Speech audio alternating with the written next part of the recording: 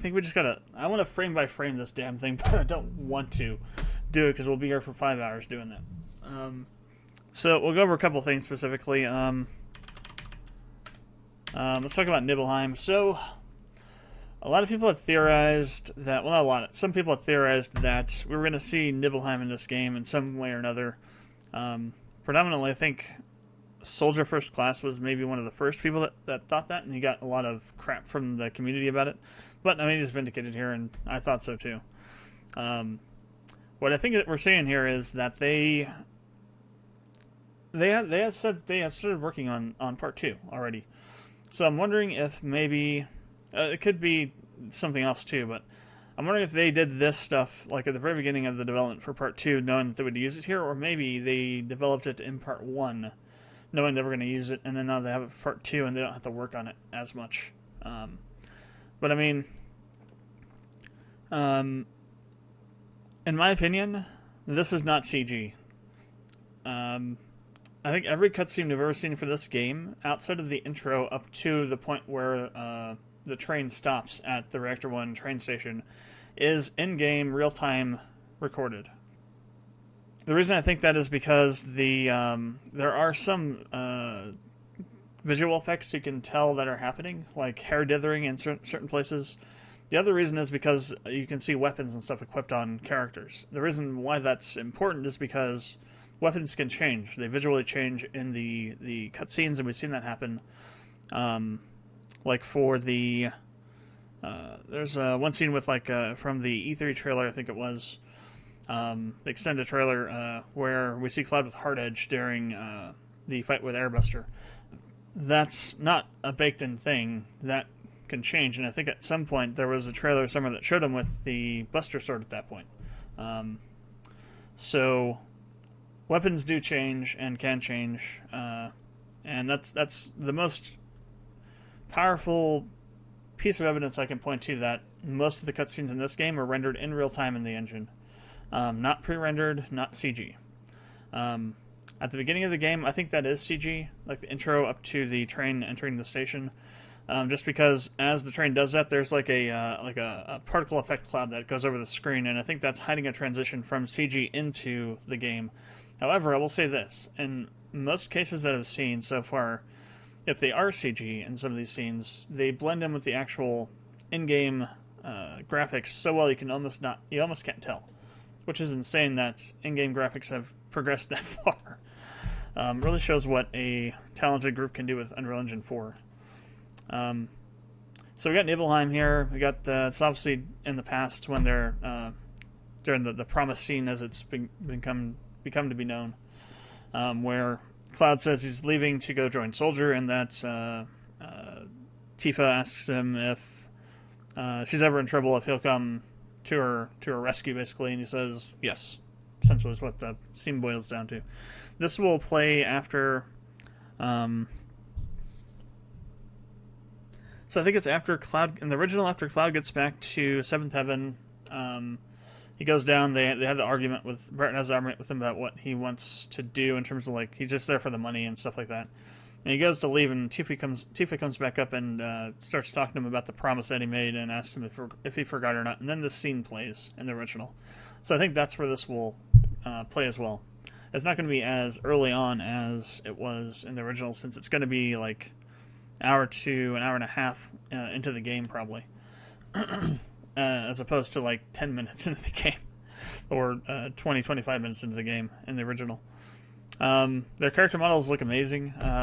Like I was saying, they definitely are like in their early to mid-teens, I would think. I like this little detail. The best of the best. Or maybe I have to go backward. So, what did you want to talk about? When spring... Cloud does not have Mako eyes here, which is Mako eyes here, which is a nice detail because he hasn't been poisoned yet. So, I mean, it's an obvious thing that they would do, but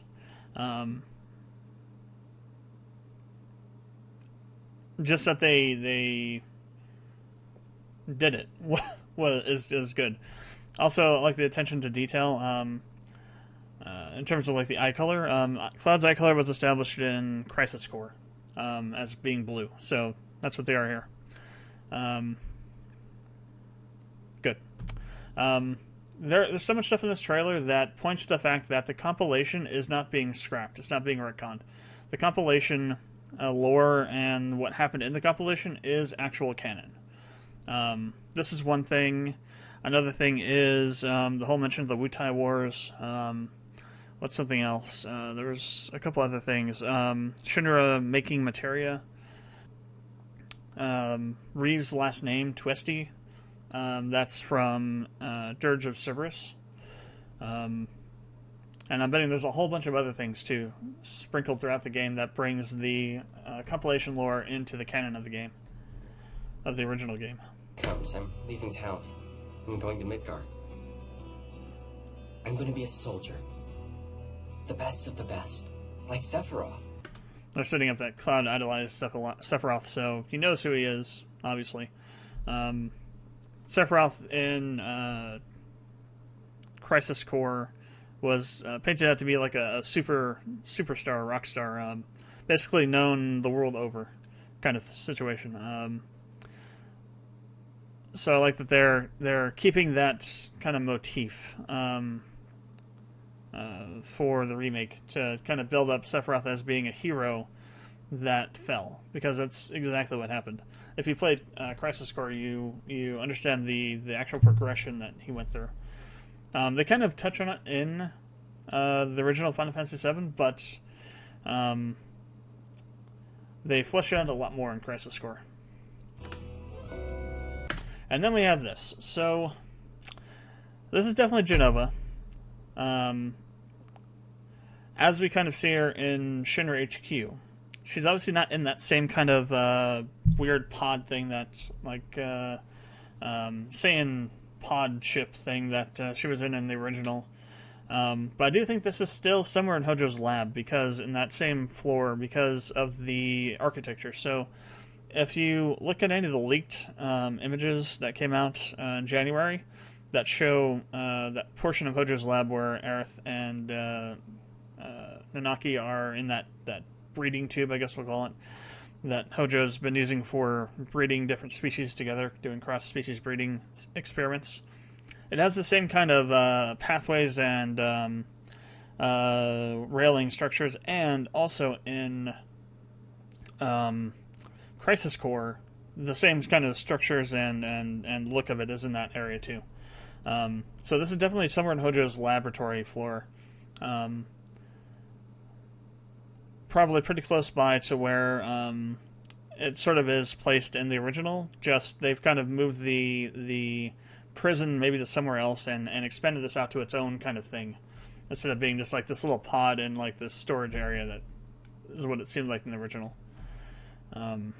Yeah. I can't tell if there's a head or not. I'm going to assume not, because we can see up to the chest, and then up above that's kind of really fuzzy. We get a little bit closer look, but I think it cuts out before it gets to the top, yeah. So I don't think the head's there at that point. And this is interesting here. So Cloud's having like this vision, and then Tifa and Aerith's reaction tells me that this Sephiroth is not in Cloud's head. It's actually, the Sephiroth's actually physically there, as they can see him. Tifa knows who Sephiroth is. Aerith doesn't, but Aerith also can sense stuff in the live stream, so she probably senses that this is a manifestation of Jenova, and she knows who Jenova is. So it's kind of interesting, the different, Tifa has more of kind of a shocked look, or surprised, and Aerith's reaction is more of one of shock, or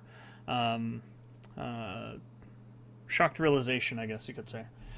So I like how the dynamic plays off of both of those, as far as their understanding of the situation based on what their perception of what's happening is. Obviously, Cloud's probably told them he's been seeing visions of Sephiroth or something. Maybe. I'm not sure if he has or not, but they obviously know that something's going on, because he's like going around grabbing his head and doing weird crap probably throughout most of the game up to this point. So that's kind of interesting. Well, here's the other thing, though. That really can't be, because Aerith's in the party. if this was at the Shinra HQ when it's at in the original game, she wouldn't be in the party. So interesting. So maybe this scene happens at a different point in time, maybe later on in the remake they did in the original. That's interesting. I didn't notice that either time we watched through this. Huh. But Red 13 is not part of the party, so, or at least he's not shown in this here yet. Tell me, is it really you? Are we on schedule? So this is a aerial shot of the lower floors of the Shinra HQ.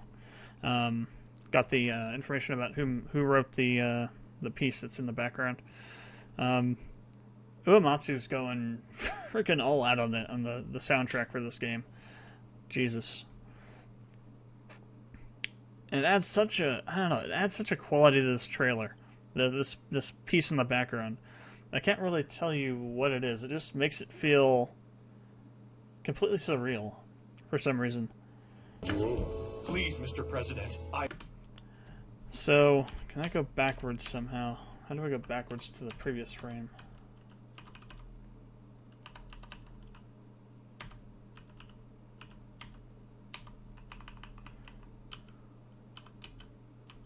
No, what the hell am I doing?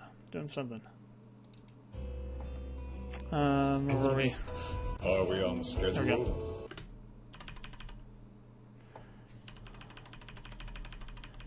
So Reeves looks like John Wick. He just looks like John Wick from the side here. I am asking you to So Reeves is trying to talk President Shinra out of their plans to drop the Sector 7 plate, probably. So, unless you really dig really deep into the lore of the game in FF7 and the game itself, talking to everybody and talking to people and reading everything, if you haven't played Crisis Core and you haven't read any of the lore and like the Ultimania guide or anything like that, you wouldn't necessarily know that Reeves is responsible for building Midgard. He's the one that was in charge of urban development and pretty much all of Midgard. He was involved in building Midgard from the beginning. He's also, now that that's pretty much done, I think they're still building some of the outer areas, but all the plates are done. They stopped construction on Sector 6. Or no, it was Sector 4 that was still being built in the Crisis Core. And then there was, I think, and before Crisis, there was some event that happened. I haven't played before Crisis yet. There was an event that happened that destroyed part of Sector 6, I believe, and they never rebuilt that. But now Reeves is basically the head of the PR division. He's the PR director, basically. And he's trying to tell them, let's not do this. Let's not drop a plate, because that'll make my life a living hell. And then, like the retort that Heidegger gives, like, quit being such a sad sack. Quit being a sad sack, Reeves. It's hilarious. In character for him, for sure. consider. No, begging. Director Twisty. Yeah, Twisty. So Twisty is his last name. He doesn't have a last name in the original game. That was given to him in Dirge of Cerberus in one of the compilation games. Director's cowardice fills the room yet again. I love that facial. Okay, so here we are. So it says Mako supersaturation confirmed. Engaging materia cooling process. So I think we're watching a materia being created here. So they don't mention anything about this in the original game. This is strictly from Crisis Core, a process that Shinra uses to create materia by taking a Mako stone and basically super condensing it with putting it in a super condenser and bombarding it with intense levels of Mako until it turns into a materia. A piece of materia. And this is what we're seeing here, I think. This is not summon materia. I mean, well, it could potentially be summon materia, since it's red. What I think it is, though, is that this is just the way materia looks when it's first created. It has this, like, really reddish hue because it's super crazy hot, and as they cool down, they come to their actual proper colors. The reason I don't believe it's summon materia is because summon materia, you can't buy summon materia, you can only find it.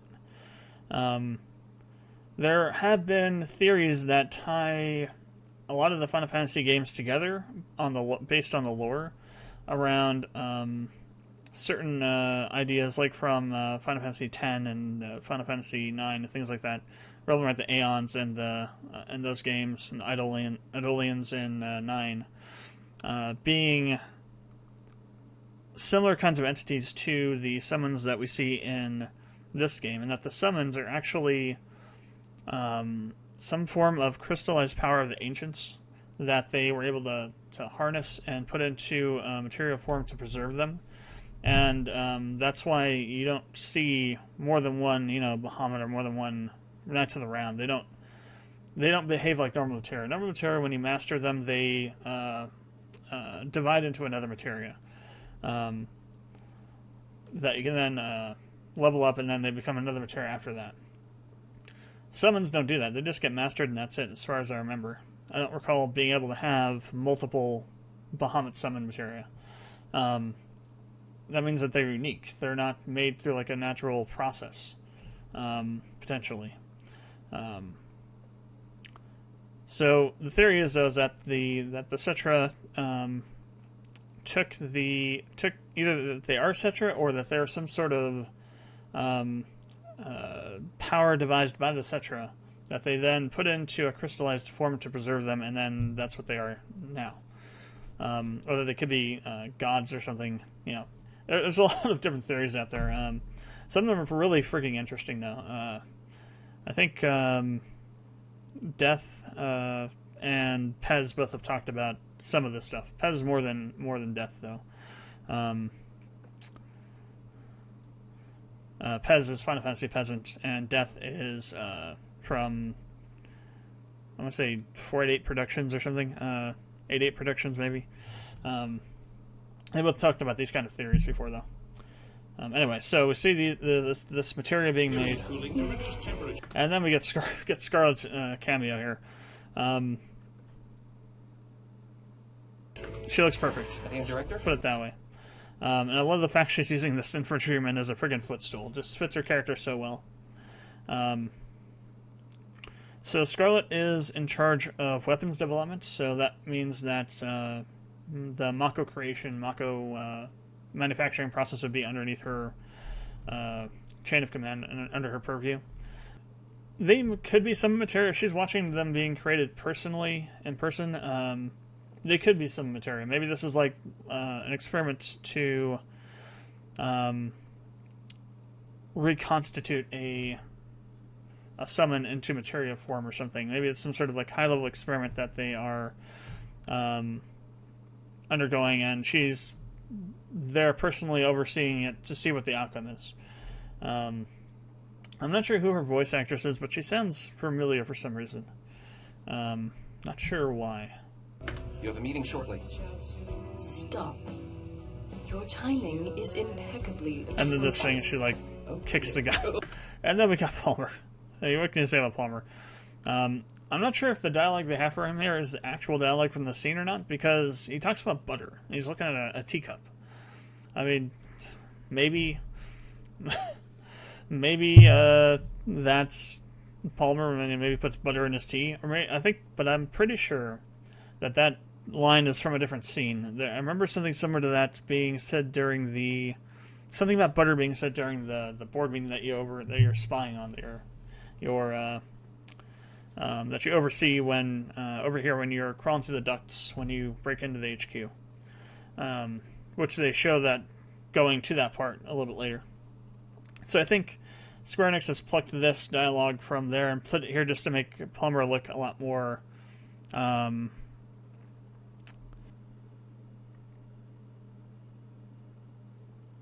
I can't think of the term now, but it'll come to me in a bit, probably. Not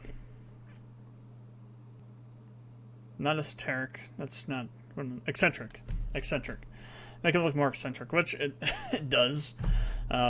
But yeah, I can't wait to see him get hit by that truck and Rocket. Oh dear, a man of my refined taste running out of butter. And then we get to the Honeybee Inn. I mean, this is the one thing I was the most worried about. There was no way in the greasy pits of hell, SE was going to make a 1-to-1 remake of this thing in a modern FF7 remake. It just wasn't going to be done. It'd be softcore porn at that point. If not even maybe somewhere into hardcore S&M somewhere in there. Looking through keyholes and things like that one where you look into and you see that whole like S&M scene in the original. That was never going to be in this. What they've done with it is they turned it into like almost a Vegas burlesque show, which is fitting, I would think.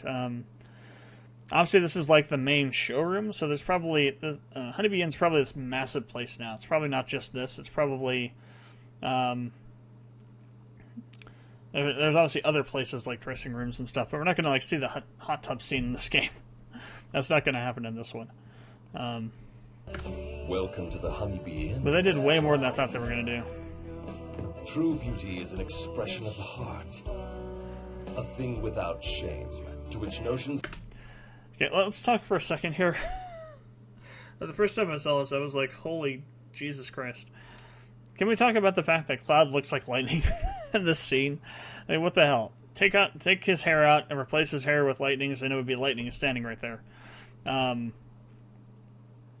Did they base Lightning's facial design off of Cloud or something? I don't remember ever hearing about that, but it just looks so similar. It's insane. Yeah, so cross-dressing confirmed.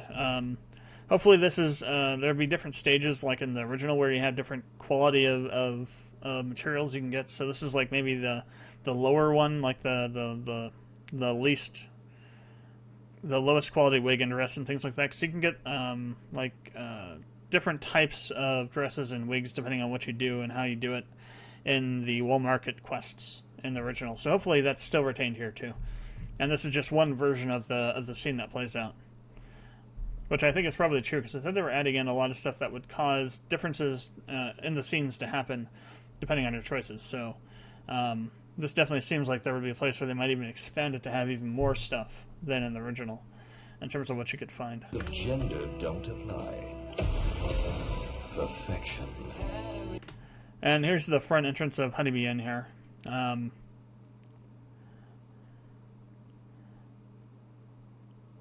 It's kind of interesting, the clothing that the women are wearing around here. It's definitely not... The Honeybee Inn is not what the Honeybee Inn was in the original. It's definitely more of like a showy Vegas kind of thing. And the original seemed really seedy. Not as seedy as Corneo's place, but, you know, definitely seemed like some sort of strip club or something even a little bit over a strip club. In terms of like red light districting kind of stuff. But this seems more of like some sort of just like a show that gets put on than that kind of stuff. Not a word. I love this dialogue here with Aerith and Cloud. And I want to call it now. I think once you get the dress on, you're going to walk through Wall Market. You won't be able to run. You'll have to do this womanly walk like Cloud's doing here. And the guys are going to be catcalling you. That's my opinion right now. Of how this whole scene's going to play out as you're walking up to Corneo's mansion. No! And let's take a moment and take in Wall Market here. I mean, it still looks like a slum, but Jesus Christ. This looks insane. And this is just leading up to Corneo's place. I mean, imagine how much stuff there is everywhere else and what it looks like. God. This damn game. This goddamn game. You're so pretty. Today's right. Okay, so Tifa's obviously not nerfed. No nerf confirmed. Doesn't have the sports bra on, and it's all there for everyone to see. The dress though looks interesting. It's a different version of the dress from the original, and I like it. Looks a little bit more modernized and more sensual. In the original, it's just like a plain plain purple, like, satin kind of dress or something. Obviously, they couldn't do that much with it because it's, you know, polygons on the PS1.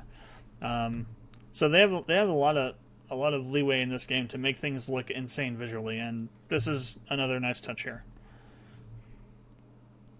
Today's Pathetic. Huh? I like that expression at Corneo. I was like, I went way too far back. Yeah, that's this is like, who said that? I don't think that, I don't know. I was 90% sure it was Mark Hamill voicing Corneo. I'm down to 60% sure now because I'm not sure. The voice acting in this scene doesn't sound like Mark Hamill to me. He actually hasn't been confirmed as Corneo yet, so I don't know. It'd be cool if he was, though. It'd be very cool if he was, but I'm not so sure now. Which one of you said that? You got a mouth on you! And then we have Rosh coming in, and this is kind of cementing some of the character information they released on Rosh earlier in January. He's coming in, and he's like, they were surrounded, Wiggs and Bedge and Cloud, Biggs, Wedge, and Cloud were surrounded by Shinra infantrymen.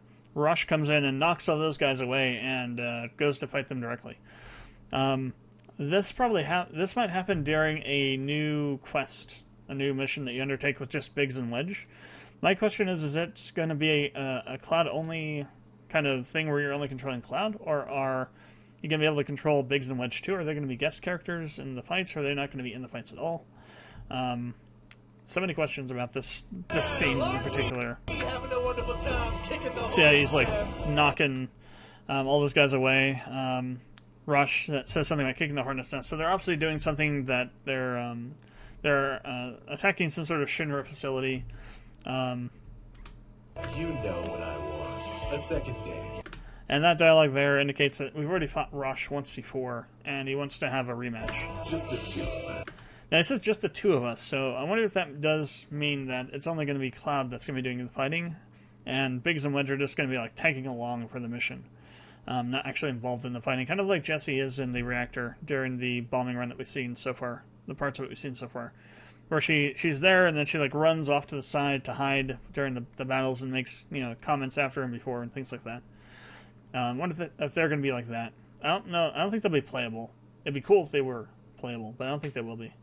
So what the hell is it? And then we have the goodest of good boys, the bestest friend of no armed, no family, no home, but not talking dog best friendless people. I think I got that right. Nanaki looks amazing, insane, crazy. I mean, look at it. Look at him. Look at this cat dog thing. Just looks insane. And the voice actor they chose for him is perfect. Pitch perfect. A fascinating question. Oh, did it just talk? I am that which you see before you. Nothing more. Oh, I want to talk about something really quick. Let me go back. God, why can't I not go back less than 10 frames? That's a minute. That's still 10. Okay, here we go. So shift goes by, it looks like, what, 3 frames? Yeah. I am that which you see before you. Nothing. I need to go back further. So let's talk about something really quick. Here we go. So, now this could be a couple things. If you look at the skin tones on mainly Tifa and Barrett, they're really reflective. So they could be sweating here at this point, which would make it sense that they'd be more reflective. Cloud's face is also kind of reflecting a lot of light in his arms too, so it could be that they're just sweating a bunch, so their skin is more reflective. Or it could be an area where they wanted to go back through and they're polishing up the lighting to make it a little less like that. It could also be that this was recorded when they still had the earlier versions of the models for them. I think in some trailers we're seeing later versions of the character models, and in some we're seeing earlier ones, more rough versions of them. I'm not sure. But just Tifa in particular, her face looks a little bit too reflective. It makes sense for Barrett, because he's like right next to a light source over there. Standing pretty close to it, but Tifa is further away, and her face is almost reflecting as much light as Barrett's is. So I think that's probably one of the places they're going through and doing, is the lighting, kind of tightening it up a little bit, making it a little bit more clean looking, potentially. So we'll have to see. You know, again, context is everything, so it could just be sweat. This could be. Let's see. I like that. I like their surprise when he talks. And then this little bit of dialogue. Yeah, you can see here this hair bit here from Nanaki. And you see how it's like really particled out, and I think that's called dithering, and that's indicative of it being rendered in real time. I am that which you see before you. I mean, just look at him. He just looks majestic as hell. And again, the voice actor is just pitch perfect for him. I like the animation on the tail. This almost had me laughing my ass off when I first saw it, when we first watched this. The pacing of the scene. So it's like, if we go back a second here. Not the...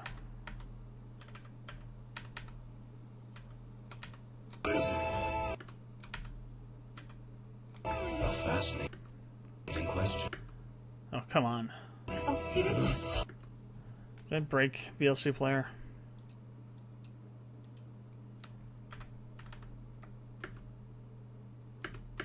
I did. God damn it. So, Oh, there we go.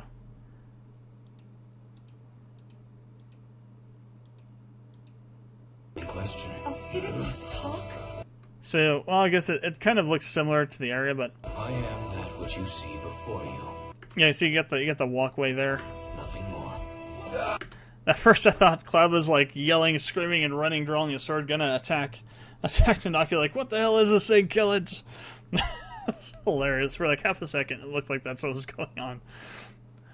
Oh god, I was sitting there, I was thinking, what the hell are you doing, Cloud?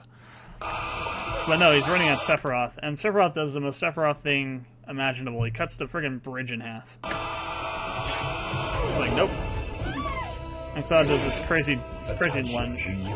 Then we hear Sephiroth's voice actor again. Cloud goes flying down. And then we get Hojo's entrance. And we know it's instantly Hojo from the hairstyle and also from where he's at. This is his like voyeur room where he just sits around jacking off to stuff, I guess. I don't know. And what else could you infer from him having all these cameras everywhere? He's probably monitoring all the breeding experiments and all the other stuff he has going on.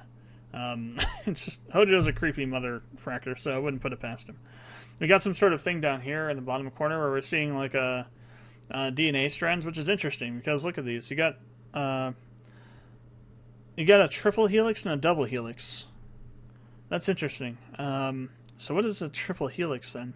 Because one of the I wonder if he's looking at readouts of the DNA from Aerothin and Red 13 from Nanaki or something. It's definitely DNA samples from two different creatures. Really interesting. Hopefully we learn more about what that actually is about. And given that he is doing these biological research experiments, it probably could be samples from Aerothin and Nanaki. Very good. Now this thing. Thus is the hypothesis proven correct. So, hypothesis proven correct. What the hell is he talking about there? I can think of three possible things. The first is the theory that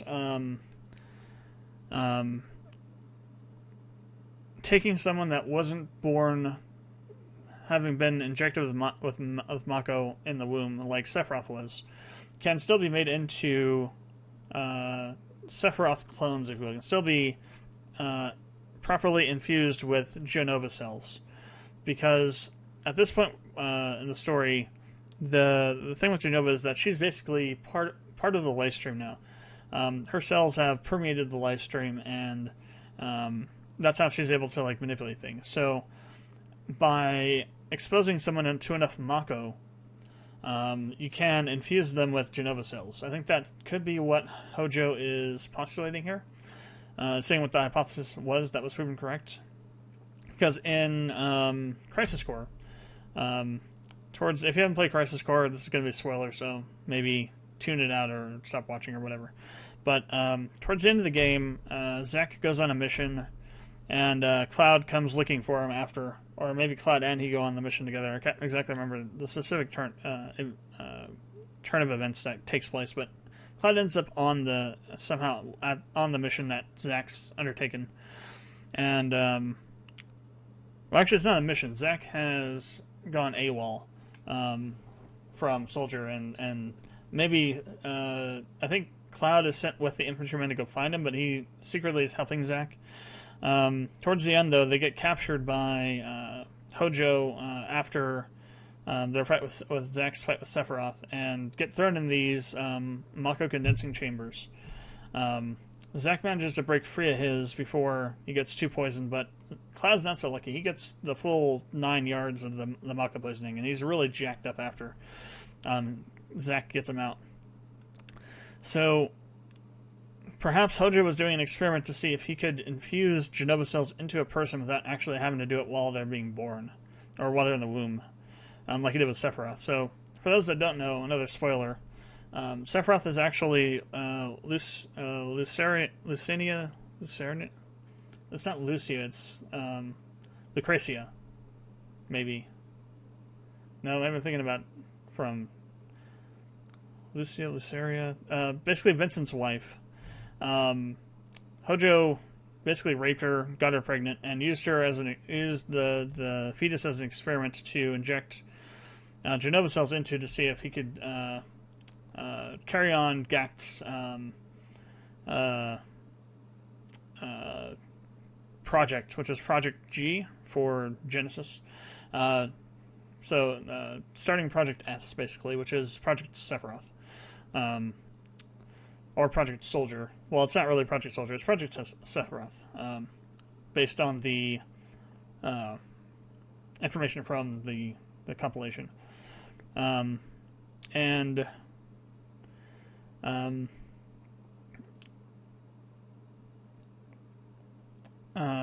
So yeah, injects the fetus with Jenova cells to try and do what Gakt had been doing, but do it in a way that would prevent the test subject from eventually having the cellular rejection that was happening with Gakt's projects.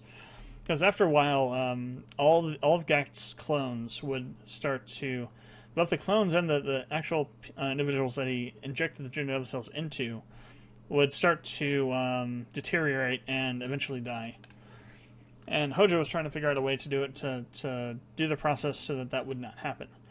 And so he thought up with the idea of injecting Jenova cells into a developing fetus. And so that's how he carried out this thing. He actually got Vincent's wife pregnant and then injected Jenova cells into his son, basically. But I think he also had a hypothesis that he could potentially, by exposing a subject to Mako, heavy amounts of Mako, could do it in a more natural way than what Gakt was doing, and it would prevent the breaking down of the body as was happening with that. So that's the first hypothesis possibly that I have for this. The second one is he's talking about the apparent attraction of entities that have Jenova cells in them to each other. So, if you recall in the original game, there were these like cloaked figures that you could find throughout the game, even starting as far back as Midgar. The tattooed guys basically had tattooed numbers on them, numbers tattooed on them. And when you get to Nibelheim, they all kind of congregate, and they're all talking about this reunion and things, and stuff happens, and they basically are sacrificed or whatever, and can't exactly remember what happens to them, but they basically sacrifice themselves to Sephiroth or something similar to that, or Sephiroth kills them for some reason. but he might be talking about that kind of phenomenon, the reunion phenomenon, where Genova cells want to reconstitute themselves together, and so entities that have them inside of them are drawn to each other.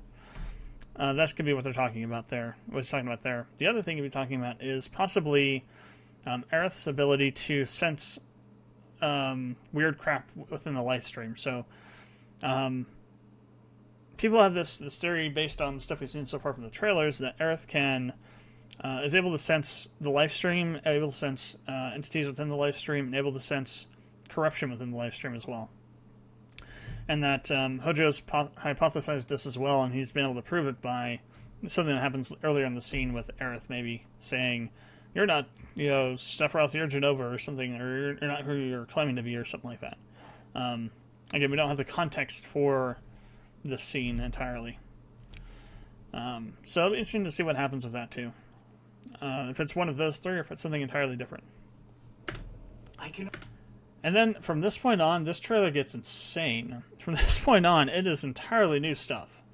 Okay, that's 70-30. 70% stuff that never happened in the original game, 30% stuff that did happen or is slightly different than the original game. Everything else is completely different. New stuff that never happened in the original Final Fantasy VII. I only hope you will continue. And it just goes off, like, it just takes off. It's like really hard to analyze everything. So, right off the bat, here we go. This is in the ruins of Sector 7. We never have an actual time where we actually go through Sector 7 after it's been destroyed. And here's Heligunner. What is Heligunner doing here? Heligunner in the original is a boss that you fight right after you fight Hunter Gunner when you're going up the elevators. Here, it's an entirely different place, or we might be fighting this thing multiple times potentially. Too, it could be that, or it could be multiple fights against this guy, being different versions of it, basically. All like new threat and the guard Scorpion. So they're being chased by this thing through Sector 7's ruins. Cloud has a new weapon. I believe that's the Mithril Saber, I think is what it's called. You'll notice that Cloud has this gun-looking thing. I think it's a grappler item. So you'll notice if we go forward a little bit here, all of these guys. Let me go back a second because we need to talk about something else as well. So I'm gonna go look from the front here. So if you look at Tifa and Barrett have weapons on them that I don't recognize. Tifa's gloves have like these wings on them. They're white. It looks like there are 2 slots on Tifa's weapon. I'm not sure if they're linked or not. Can we get a good enough look at them? No, there's 3. There are 3 slots. There's a command and 2 spell material on it. I cannot tell if there are any linked slots on them now. Then we can also see Barrett's weapon has 3 slots. He has an independent and 2 spell materia. His is entirely... I don't recognize it either. Unless it's a redesign of a weapon that already exists. I think it's entirely new. I think Tifa's is definitely entirely new. An entirely new weapon. I don't recognize it from anything from the original. So keep going here. You can see these things on their back. On all the characters' backs. Like right here on Tifa, on her back there. On Cloud's and on... Barrett's. I think those are grappling hook devices that they're using to get through the wreckage. So there are like tools and things that you'll get for different parts of the game. So now we got a better look at this. Cloud definitely has a linked slot there. He has a linked he has a linked slot here and another one above it. He's got independent materia in the top one, and it looks like a support and a linked to a spell materia, a blue link to a green. So that could be an all linked to something in there.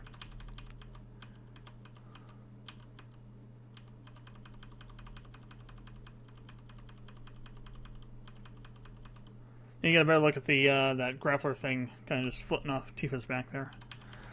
Let's see if we get a better look at Barrett's gun at some point. Oh, never mind, that's 2 spell materia. But yeah, it's definitely a linked slot right there. Definitely a linked slot. So there's that grappler hook thing.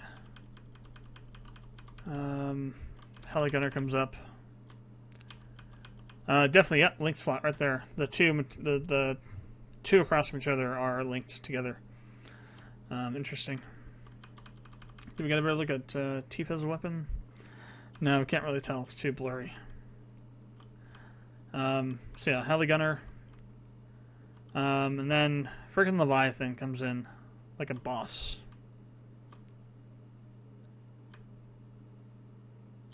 And we locked up. There we go. Locked it up again. Friggin' Leviathan. What the hell? Looks amazing.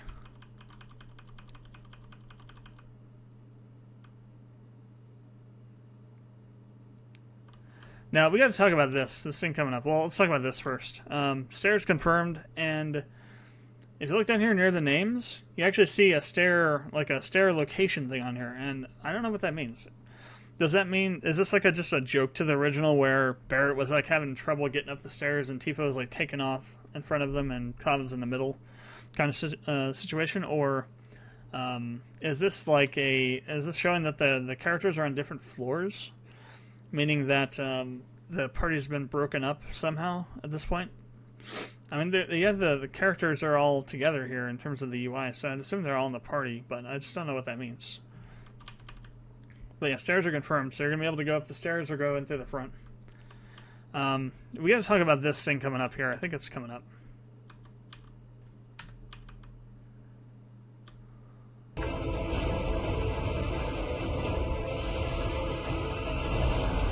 We're here to rescue Aerith, remember?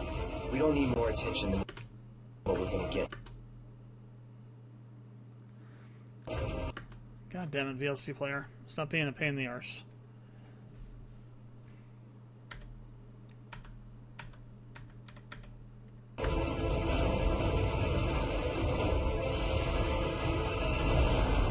We're here to rescue Aerith, remember? We don't need more attention than what we're gonna get. So that's the scene I was talking about. Oh, crap. Where... Remember? We don't need more attention than what we're gonna get. So they're in one of the bathrooms and one of the floors, the upper floors, and they're escaping into the vents to go try and work their way around to get to a place they can't get to. And this is when when they're crawling around through the vents, they happen to come across that board meeting that happens with Scarlet Reeves, President Shinra, Palmer, and Heidegger.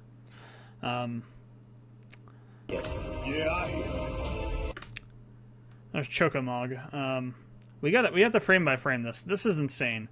This stuff that happens here, you will not notice unless you play stuff in slow motion because it happens so quickly. You're gonna the amount of work they put into this thing to these little tiny details that no one's ever gonna see is insanity. So. Like all these like smears from the weapon swings, like the wind-ups, the impacts, and the how the characters move around when they're attacking. It just looks so good.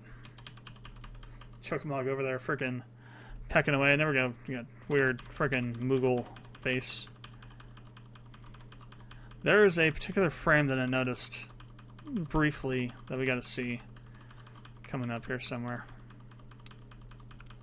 So this thing here, I think this is a status buff that is getting done here. Because I think in the original game, there's like this little throwaway line in the description for Chocomog that says that it enhances your speed or something like that, or evasion or something.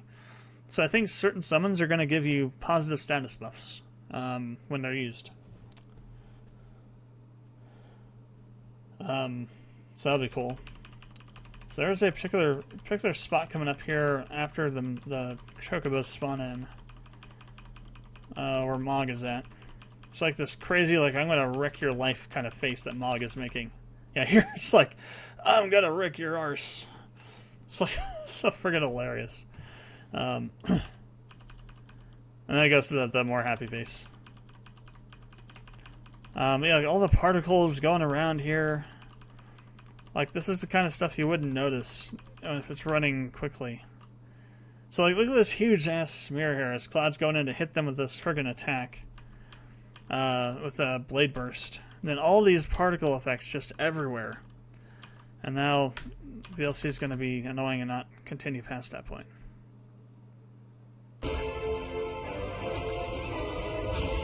I mean, you can see them, but they're like on screen for such a short amount of time. You can't appreciate them. So this is like huge wind up as clouds coming down with this weapon. This huge just impact knocks the sweeper off the friggin' ground, and all these just particle effects everywhere as like the blade beams are hitting. And look at all this stuff; it's insane. All these particle effects everywhere, and you see them for like half a second, literally half a second, and then they're gone. But there's all this attention to detail, all these little things they're putting in. That people just will not normally notice is insane. And then we get Tifa going in hard on this frickin' infantryman, like insane crazy hard on him. The dialogue here is pretty interesting. Again, it's lending more credence to that Cloud. Yeah, it's insight Cloud would actually have. He was part of Soldier. Well, he was an infantryman. He was never part of Soldier, but he was part of Shinra, and he would know. You know what he's talking about here in terms of like they would not let Aerith go. She's the last ancient in existence, and her scientific value to Shinra is such that they basically made the Turks a bodyguard for her, or like a babysitter for her. And the Turks are like basically the fixers and the strongmen of Shinra's Shinra that they send out when they don't want to have like and then when they have something like dirty done, like kidnappings and things like that, they send out the Turks. So yeah, that's how important Aerith is to her, and they wouldn't just let her go. Makes perfect sense. She's the last living ancient on the planet. Think about what that... Okay, we gotta talk about this, because this has implications that I did not think about, and that has me insanely hyped for what it could mean. Let's scrub back a little bit. Not that far back. It's frame by frame here. So this is Barrett with the atomic scissors. Now this could be something completely unique to Barrett, but it could mean that it's not too. It could be an indication of some other battle mechanic we haven't seen yet that would be totally crazy as shit. Oh, wait. Go back a second. And this might be too. This just might be too. So, look at this. There's Punisher mode, but...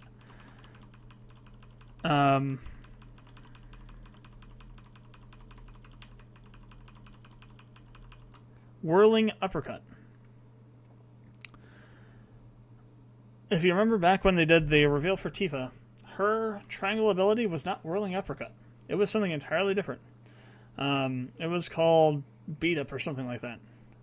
And if we keep going a little bit here, so hits, hits, hits, hits, hits, hits.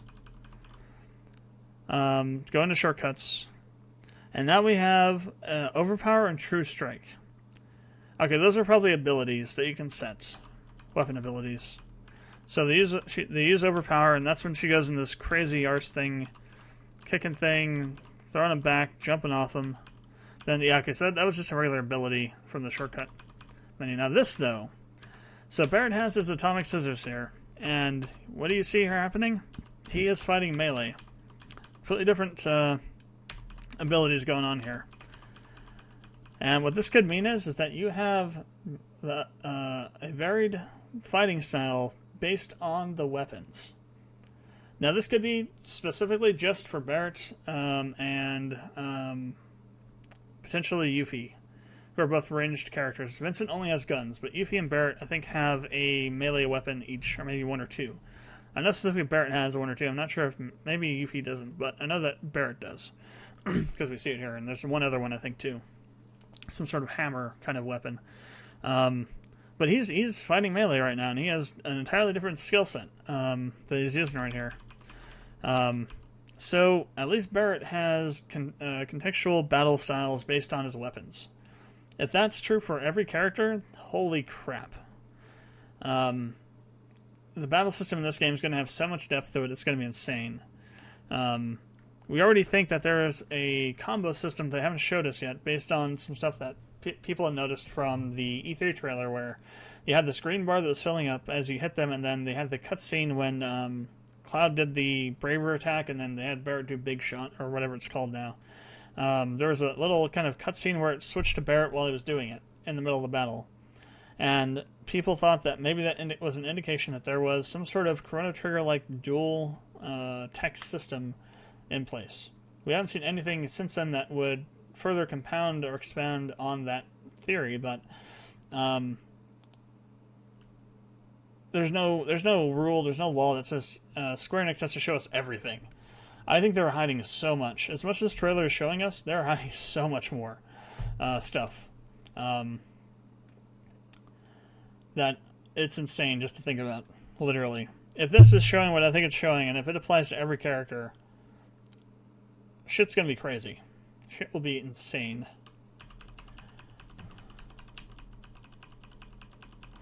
So this is also a segment where you're playing only as Barrett. That's the other thing. There are segments in this game where you're playing as the other characters only, where you don't have any other party members in your party, neither of the members in your party. You only have Barrett, you only have Cloud, you only have Tifa. We saw a section in the E3 trailer where Tifa's scaling the wall, or the ceiling across where the car exhibit's at, to steal the truck that they used at the end of the game, supposedly for the escape sequence. So yeah. And then we have this, you saw my reaction when this came up earlier. No, it's totally... Everything. Genova. VLC is totally fracked up right now.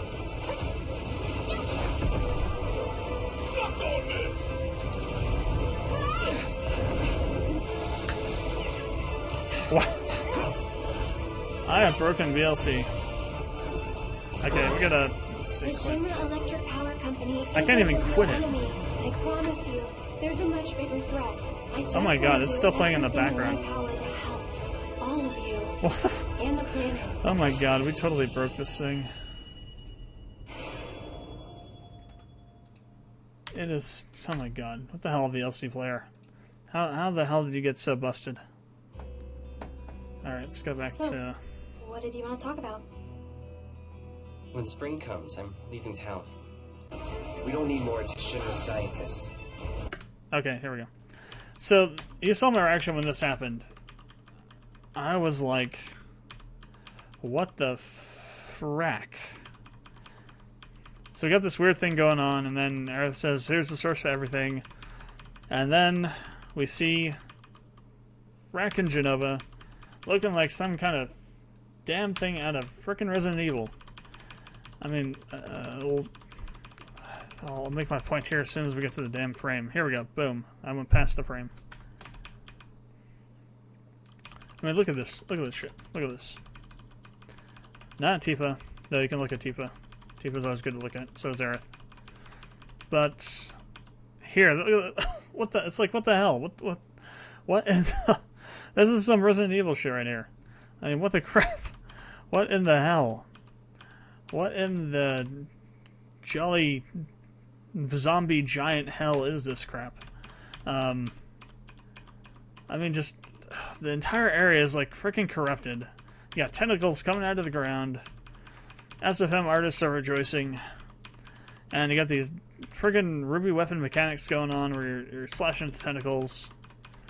And it's just like, what the hell?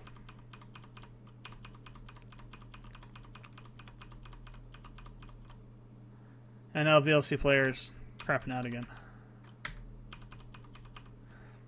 Oh, that's interesting. What the hell? Why is Red 13 there?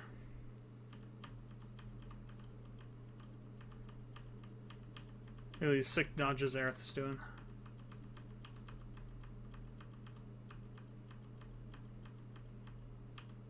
Whoa, what the hell? Go back a second. So, Nanaki was attacking Genova there. Does that mean he's a guest character in battles? Do we not get to control him? It was like right around the last frame of this segment of the... So Tifa goes in here, and right after that, like right around in here, Nanaki goes like in that pose and then jumps and leaps, and that's where it ends. But he's like attacking.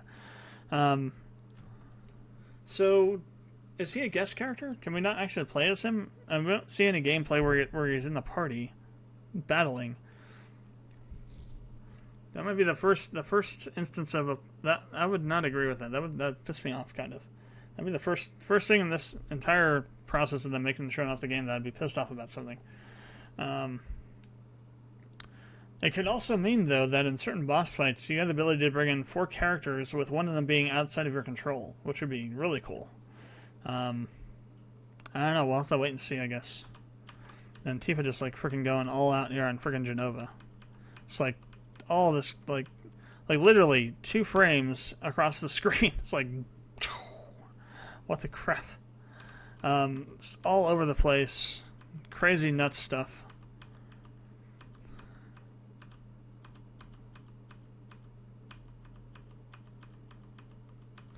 And then we come to here. This, I think, is the reactor exploding, reactor 1 exploding. I think it's just a different view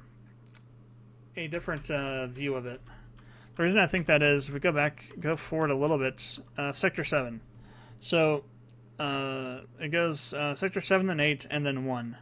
And this looks like it would be sufficiently far enough away and to the specific direction to the north that it could be the Sector 1 reactor, the reactor number 1. Exploding after the mission. I think that's the iconography on it. It's also from the Sector 1 the number 1 reactor too. That's insane though. Just it's like how crazy it looks. It's the friggin' Mako shooting up into the air like that. Then we come into this kind of thing. He's Barrett's using fire in the hole on 100 gunner. Oh wait, go back, I say, go back.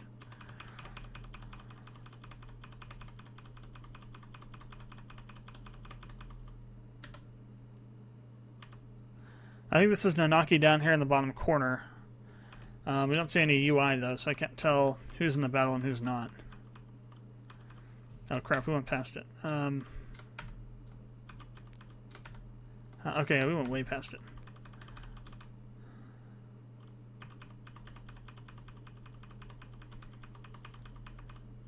Okay, so this is like we don't see any kind of,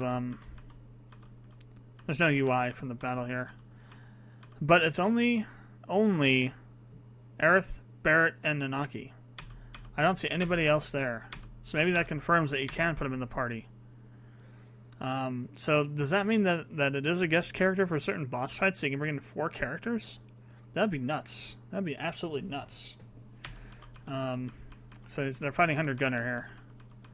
You saw him at in the E3 trailer and doing his stuff.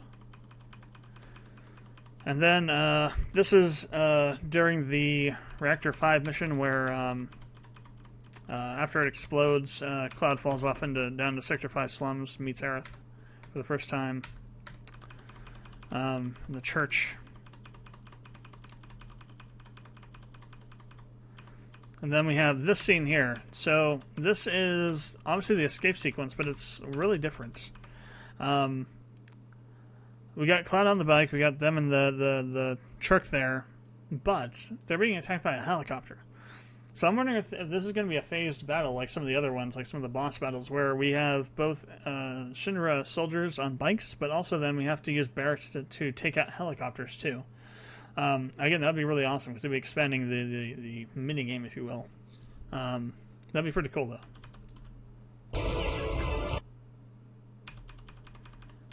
Trying not to. So we're seeing the. It looks like all these kind of effects where you see like this kind of screen with like the film grain over. It's going to be the perspective from some sort of machine that's chasing them, because we saw the same kind of thing with the guard scorpion, sort of. They're being chased by a Crazy Saw, or whatever it's called, that one enemy from the Shinra HQ that dropped the Loco Weed in the original. Not sure when it is. Cloud has the Buster Sword still. They're jumping down and that thing's coming out after him. And here's Aerith doing a crazy friggin' attack here. Like whirling weapon around and firing off that fire effect. And this is like a This is like a cinematic kind of thing here, too. You can see all the hair dithering going on.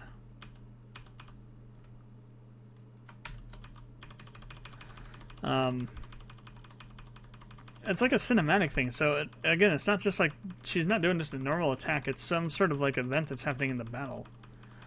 And is it just like a scripted event that's happening at some point, or is it because she's doing a combination attack with somebody else? Or following up a special with a fire, or with an ability that you tell her to use, and so it does this kind of thing, this kind of camera thing, and kind of like mini cinematic kind of thing because of it. It's firing off a fire at this mid boss here. And there's Red 13. So we got Tifa, Red 13, Nanaki, and we got Aerith. And I don't think there's anybody else there. It's just those three. So maybe it is confirmed that we actually can play as him.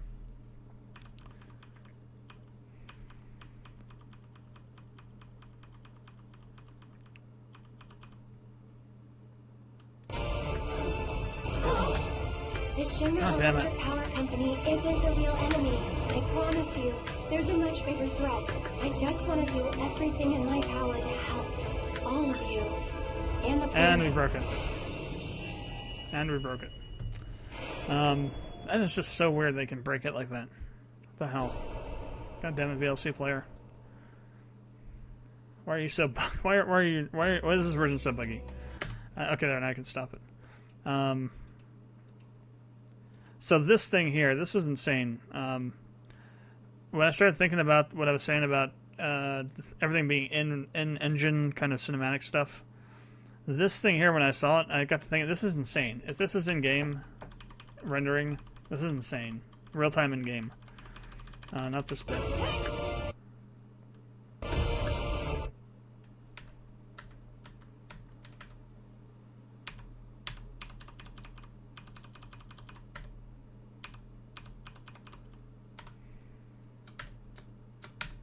God damn it.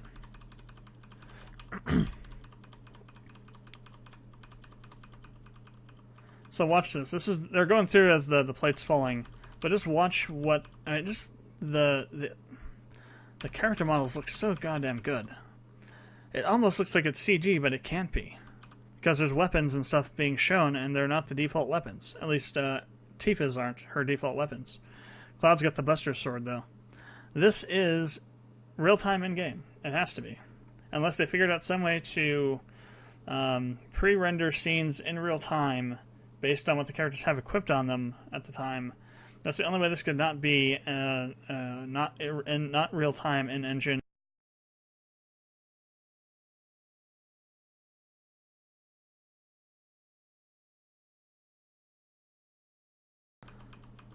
I love this shot of President Shinra looking down over the destruction he's wrought.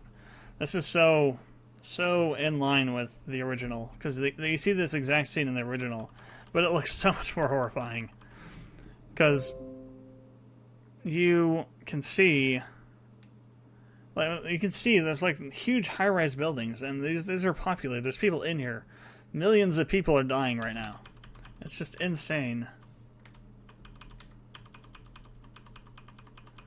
And he just has this like friggin' smirk, like, ha, kind of thing. And here's another view of that scene, kind of towards probably through the other section of it. They're on some sort of zip line right now. Then we come to the end here. The dialogue here is a little bit iffy, but what I think it is, it's one of the throwaway takes of a particular voice acting line. So what Square Enix is notorious for doing is taking their voice acting. The voice acting in the trailers is always not really too good. And I think the reason is because they take the lines that they decide to not use and to re-record, and they put them in the trailer so that they have something for the trailer, but something that's not the end product, basically. I promise you, there's a much bigger threat. I just want to do everything in my power to help.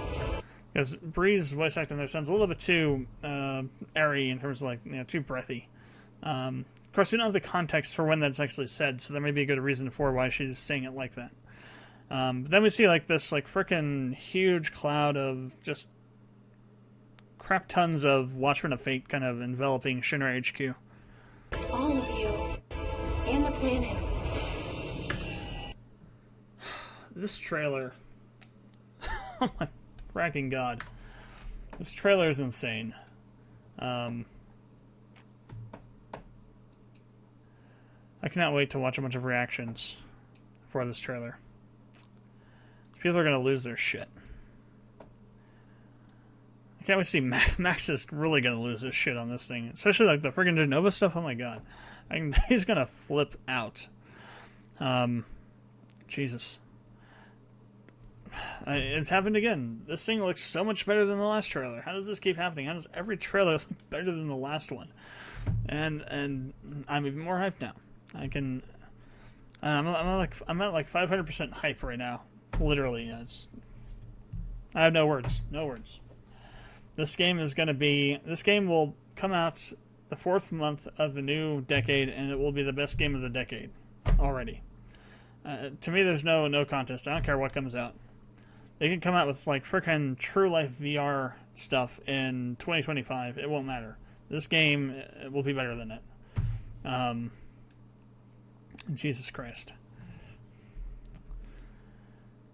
I'm so glad that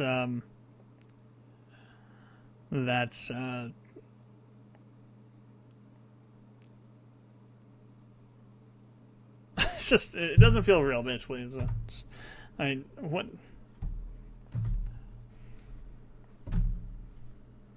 It's just like, it's just no words, no friggin' words. Taking the totality of just this whole trailer, it's just like, Jesus Christ. I think we're in for one hell of a ride, though, come April 10th.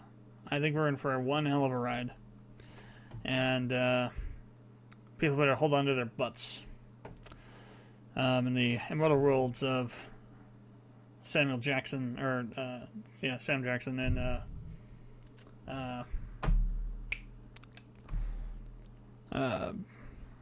what the hell's it called? Jurassic Park. Better hold on to our butts. Alright, well, if you have any comments, questions, theories of your own, if you saw stuff that I missed, leave below in the comment section. I'll engage you in discussion, and we'll talk about stuff. If you like the video, give it a thumbs up. If you haven't done so already, I'd appreciate it if you'd subscribe. You click on the bell icon next to the subscribe button. It'll turn on notifications, and you'll be notified of when I go live and when I upload new videos and stuff like that. Would appreciate it. And I will see you for maybe the next trailer. I don't know. This might be the last trailer we get. If it isn't, though, I'll see you on the next breakdown / reaction.